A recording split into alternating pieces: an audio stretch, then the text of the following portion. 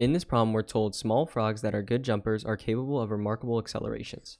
One species reaches a takeoff speed of 3.7 meters per second in 60 milliseconds.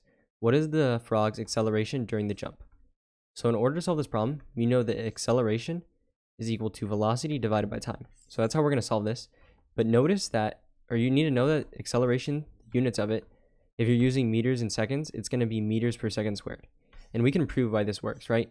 So you need to know that velocity, right? It can be measured in meters per second. And if we divide it by time, which is measured in seconds, that's just going to be meters per second squared, right? So it aligns with what we think. So let's go ahead and solve it. But notice that if this is in seconds, right, meters per second, this also has to be in seconds, right? But right now it's 60 milliseconds.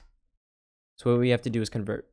So you need to know that for every 1,000 milliseconds, there's going to be 1 second, right? Because milli just means 1,000 essentially. So what you can do is just cancel, right? So if you just take your thing that's in milliseconds, so in this case 60, and divide it by 1,000, it's going to give it to you in seconds.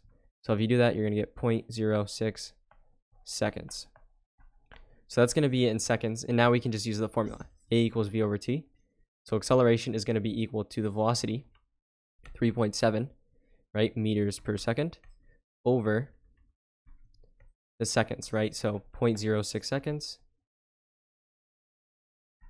So if you go ahead and do this, 3.7 divided by 0.06, you're going to get 61.666 and so on, right? And I'm just going to round here to this place right here. So 61.67.